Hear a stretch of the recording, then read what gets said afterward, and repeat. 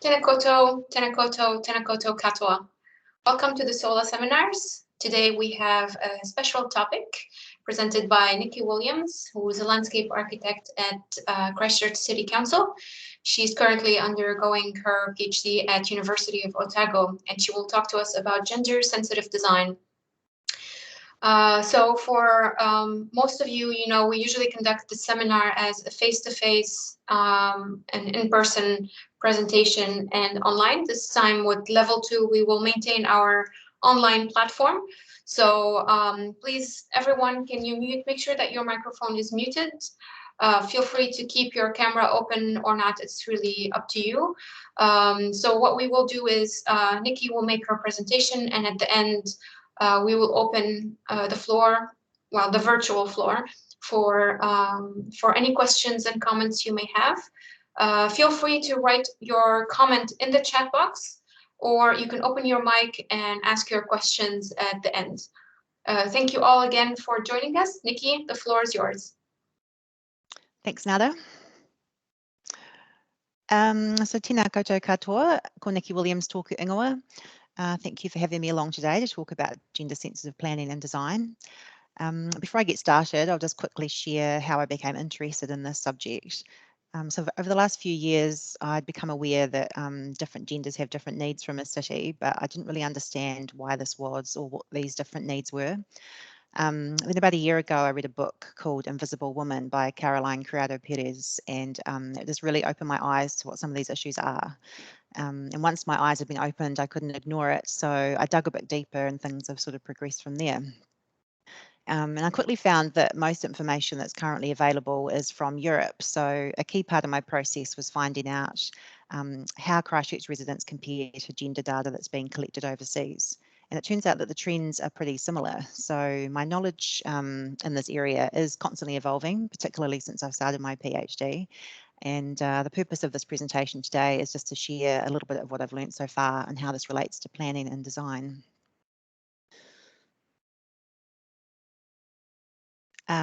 So I'll just quickly run through why do we need to worry about gender-sensitive design, look at some gender data and its impacts on our use of the city, look at how can these impacts be addressed through planning and design, and then what can we do. So New Zealand has made international commitments to eliminate discrimination against women. In 1985, New Zealand ratified the United Nations Convention on the Elimination of all forms of discrimination against women. We are also subject to the UN Sustainability Development Goals, which includes gender equality. So when it comes to design and planning, we know that there are a range of important lenses to be applied, such as accessibility and cultural lenses, and we're becoming much more familiar with these. However, there is also a growing body of knowledge that people of different genders have different needs, and the design of a city and its transport systems impact on whether or not these needs are met.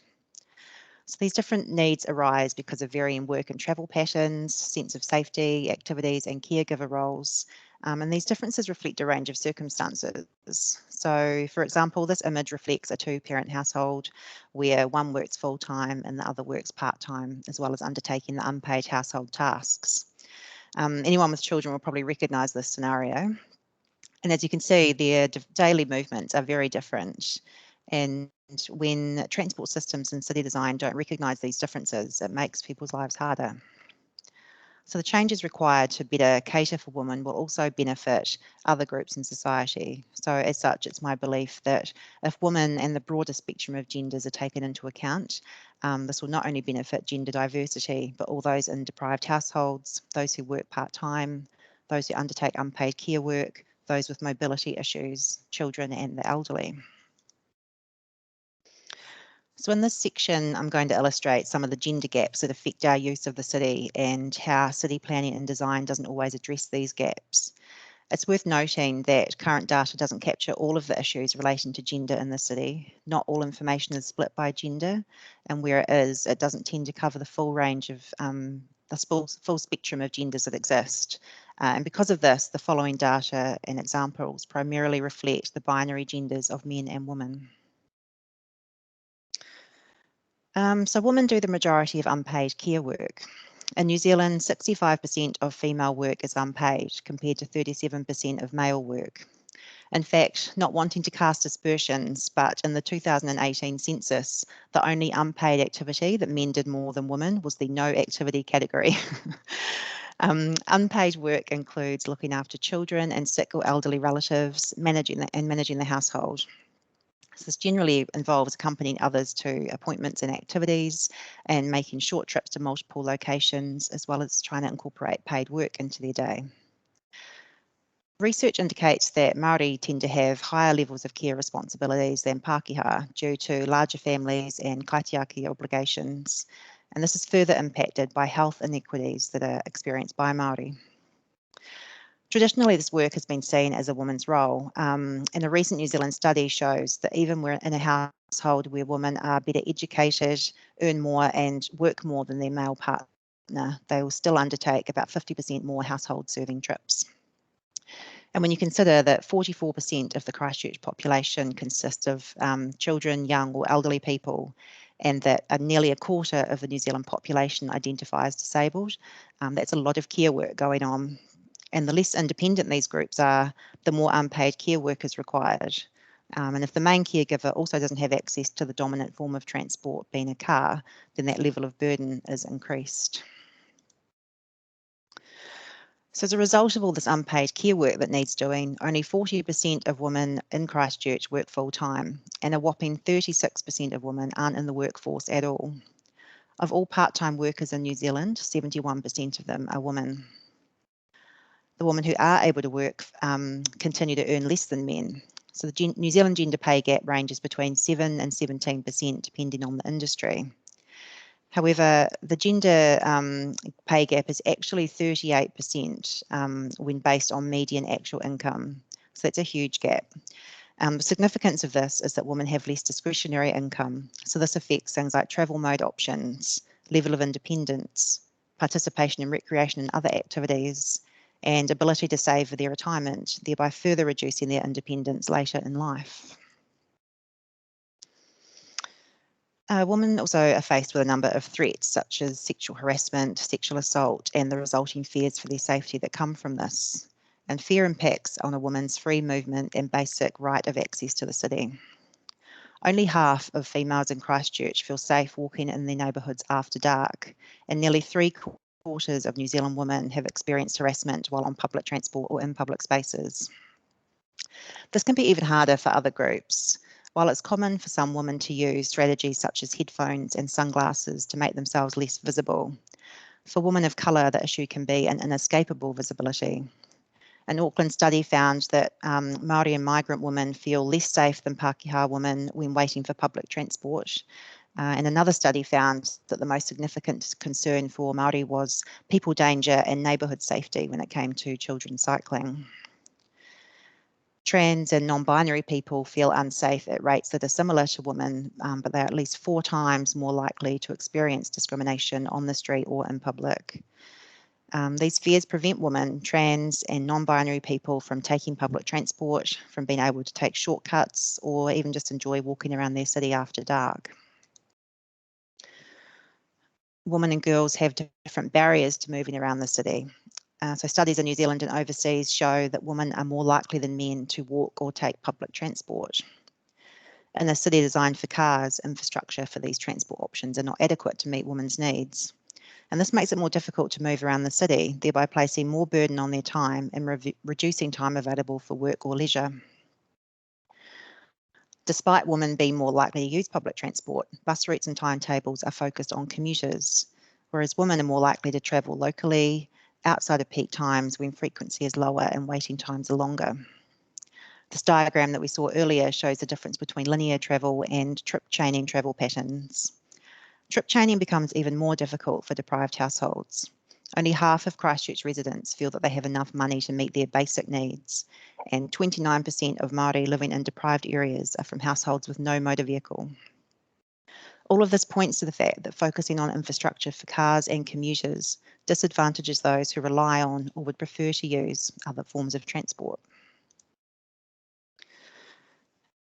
Males and females tend to use public spaces differently. So this in part stems from feelings of safety and comfort, and also from different activity preferences.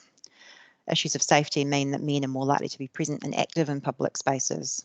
For example, in Sweden, 80% of people using what they've termed spontaneous activity grounds are men. In regards to children, studies show that girls' presence in parks and playgrounds drops significantly from the age of 10. And trials in New Zealand, Sweden and Austria have found that girls prefer informal games, can feel intimidated in a larger space that's dominated by boys, and that youth spaces tend to focus on male activities such as skate parks and basketball courts. So in New Zealand, basketball courts, skate parks and bike tracks are increasingly installed to meet the recreation needs of children and youth. However, these statistics show that these elements cater more to boys than to girls. In New Zealand, only 31% of school-age kids playing basketball are girls, and 88% of skate park users in an Auckland study were male. However, it's worth noting that volleyball is becoming increasingly popular for girls and is the fourth most popular sport in the country just now. 64% of secondary school players are girls. This is a graphic from the Contemporary Atlas of New Zealand and gives a really good snapshot of the level of freedom and ability to move around Christchurch depending on your level of income and physical mobility. So this looked at three Christchurch women, and the first woman in orange, she's mid-30s, married with 2 children. Ready access to transport and disposable income means that she's able to take her children to a range of activities. She can shop at specialist grocery stores, take advantage of sales and shopping in different parts of the city. The second woman in green is mid-50s. She has 4 adult children and lives without a partner with her 13-year-old son who suffers from impairments. She's unable to work and cannot afford a car, so is forced to use amenities within walking distance to her house or to take the bus if she wants to go into town. She is able to go shopping with her daughter once a week to a mall further away from home, but she doesn't have much freedom outside of school hours. And then the third lady in blue is a widow in her 70s, and she lives with her daughter and son-in-law. Her only income is her superannuation. She is housebound due to heart problems and failing eyesight and a series of small strokes. She never learned to drive and cannot make use of public transport, so she's reliant on others to take her on outings. So these are 3 very different experiences for 3 women living in the same city. In summary, the factors of unpaid work, the gender pay gap, feelings of safety, transport barriers and activity preferences all affect transport choices, access to public space, level of physical activity, earning ability and level of independence.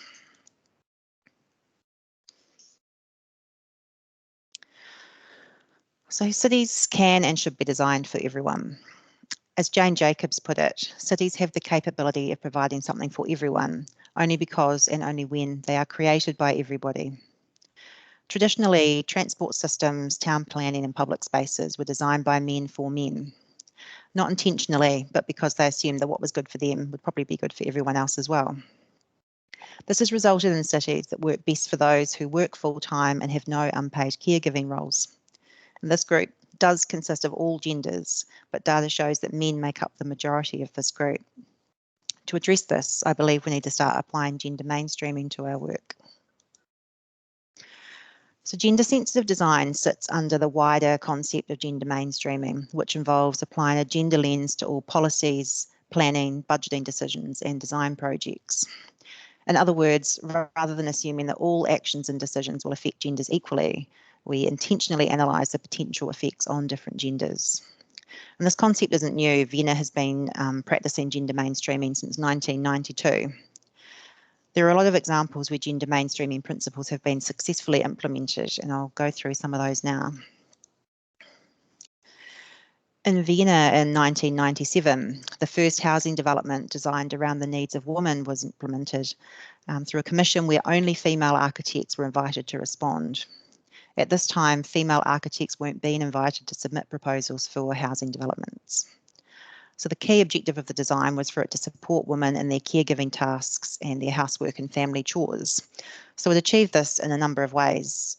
They selected a site that's close to public transport and amenities. A childcare and doctor's surgery was integrated into the development. It has a car-free central space, keeping it safe for children. Car zones prioritise pedestrians, and children's play spaces were also integrated into the development. So following this, other similar developments also continued, and now every housing development in Vienna must meet women's needs.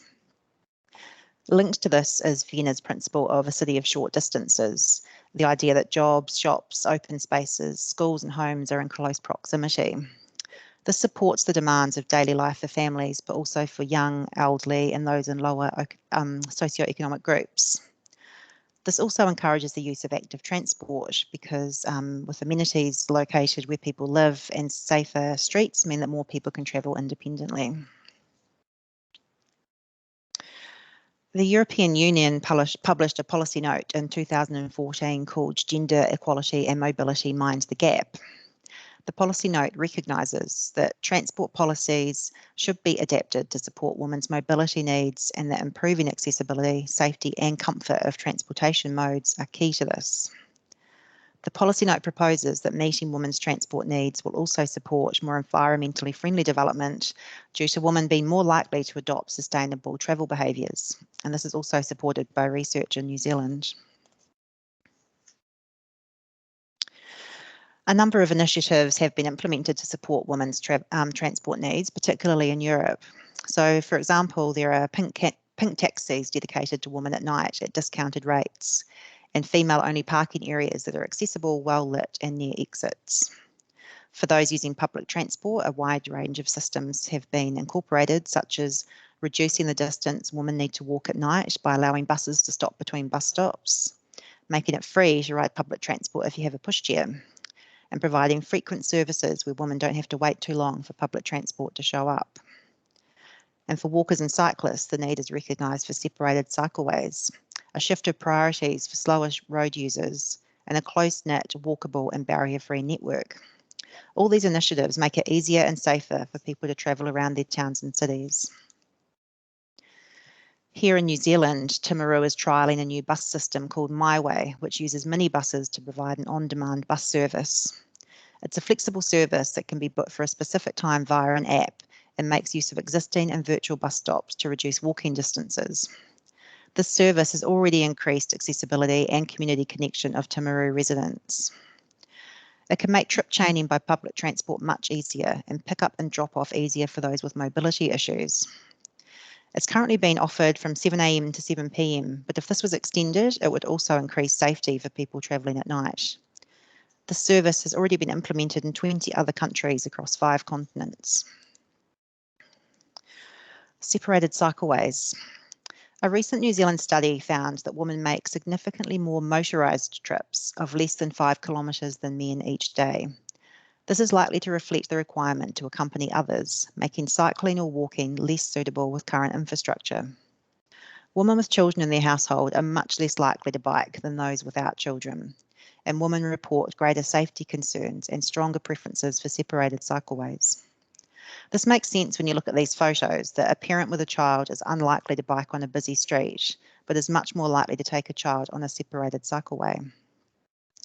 We know that more women than men cycle in cities that are designed with protected cycleways and low-speed streets, for example, Netherlands, Germany and Denmark. Christchurch also illustrates this trend, with female cyclists in Christchurch increasing by 9% in the 4 years following the implementation of major cycleways. However, even these cycleways still prioritise the commuter trip and don't consider the needs of different ethnic groups. For example, in an Auckland cycling study, it was found that more Māori women prefer to travel in groups rather than cycle on their own, an activity that isn't supported by existing infrastructure. And Māori women were also more likely to be in a multi-generational group when out biking.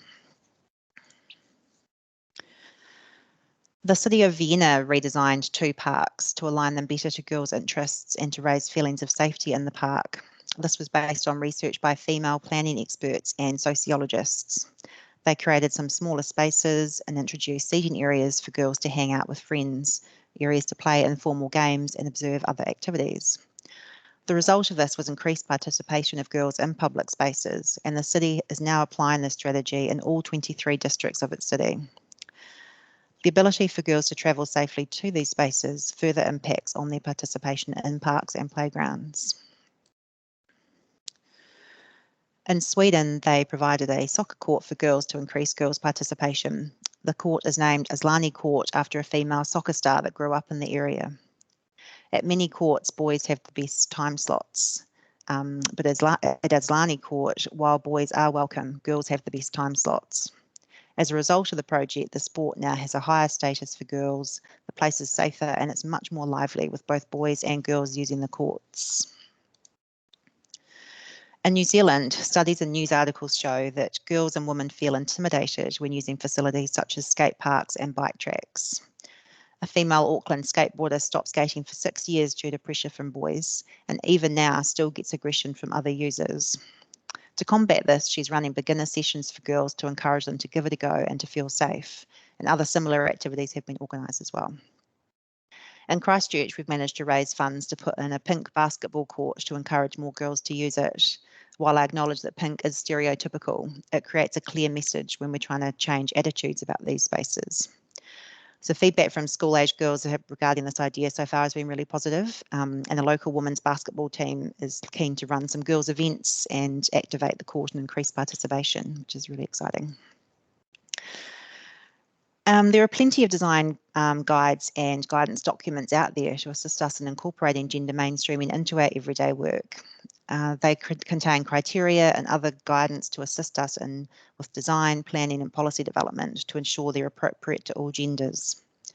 The New Zealand Ministry for Women tool specifically assists with including gender and policy development. A good example of this in action is from Sweden. A few years ago, the city of Karlskoga reviewed all of their policies through a gender lens. One employee made the comment that at least we can be sure that snow ploughing won't be a gender issue. But they soon found out that this was not exactly the case. When they reviewed their ploughing policy, they discovered that the first roads to be cleared were the main roads leading to the city, benefiting commuters, mostly men. Footpaths were last to be cleared, not so good for pedestrians who were very often women and children. They then discovered that 79% of pedestrian injuries actually occur in the winter, and 69% of those were women. So it was actually a gendered issue after all.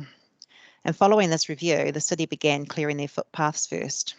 This decreased pedestrian accidents by half, as well as the added bonus of saving the government millions of kroner of healthcare costs. The Women's Safety Audit tool was built on the concept of CPTED, crime prevention through environmental design. The tool is used by a range of groups to highlight different gender perceptions as part of planning and designing safer public spaces. This tool is carried out by female users of a space. Women consider matters such as how many women are in the space, are they inhabiting it, or quickly passing through with their keys as a ready weapon. Women inhabiting a space makes a big difference to perceptions of safety and to the sense that women are entitled to take up space in public. Digital platforms such as SafetyPin and Free2Be allow women to use apps to pinpoint precisely where they feel safe, unsafe, and why. They are increasingly useful for local governments as they merge traditional CPTED strategies with a gender lens. Free2Be facilitated a youth-led safety walk in Sydney in 2018. The girls took key stakeholders on a walk around the city and led activities based on young women's stories. This was really useful in helping participants identify how their work can influence the experiences of women and girls. The Christchurch City Council's Smart Cities team is currently developing one of these systems for Christchurch, and we're actually presenting this to the executive leadership team this afternoon. This will be the first one of these systems operated by a council. They provide a range of benefits for the user, including the ability to plan their route based on other people's comments, and it provides a platform to report unsafe feelings that can't normally be reported because nothing's actually happened yet. And for the council, we can proactively address unsafe areas and learn from the positive entries that people put on there as well. The police are also really supportive of this tool and the information that it can provide to help them. Gender budgeting initiative. Gender budgeting identifies expenditure that is likely to have a positive or negative effect on a particular gender. Another example from Sweden, they reviewed how their annual sports funding was allocated and discovered that more of the funding was going to male-oriented sports, meaning that female sports effectively received less funding. So this meant that girls often had to pay privately to play their preferred sports, assuming they could afford it. Some sports preferred by girls weren't run at all due to a lack of funding, and there was a reduced participation in sports by girls and women. Other funding decisions that can affect genders differently include the types of transport infrastructure that's prioritised, levels of travel subsidies, levels of funding to upgrade streets and public space, which neighbourhoods are prioritised, and which types of recreation facilities are prioritised.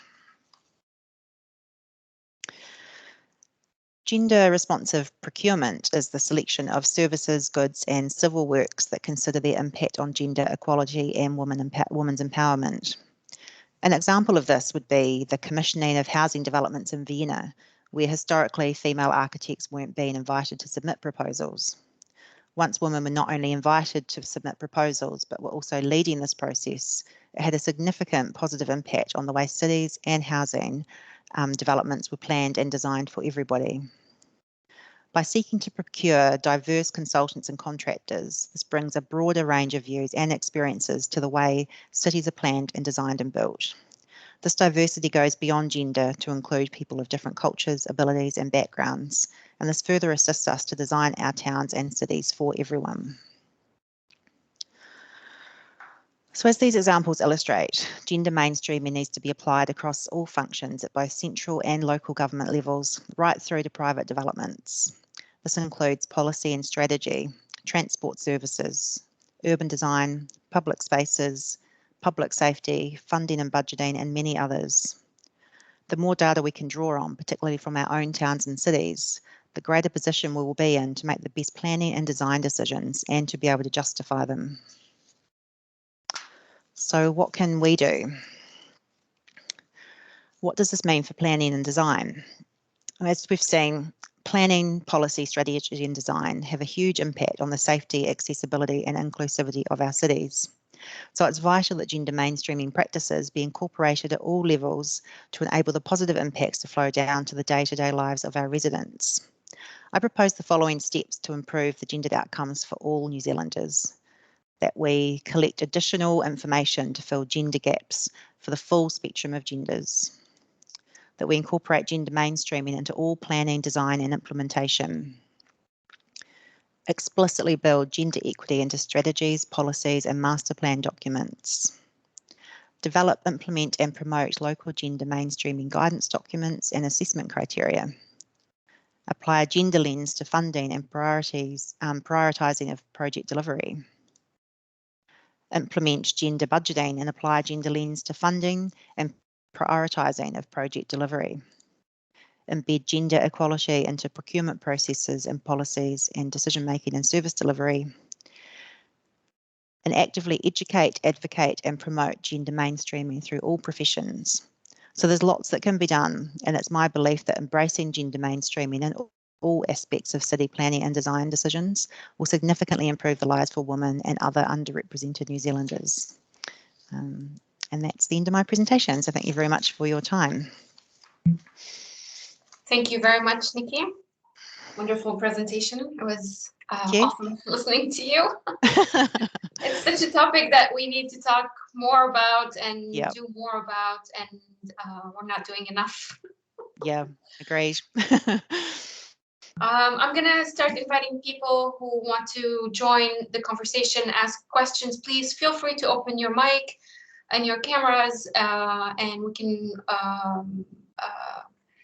you can ask Nicki any question, or we can have a discussion around the topic. If you're not comfortable speaking, or your camera or your mic is not working, please feel free to type your question in the chat box and I will convey the message to Nicki. Oh, we have from Ashley Beaton. Thank you, Nicki. From Brody Min. Thanks, Nicki.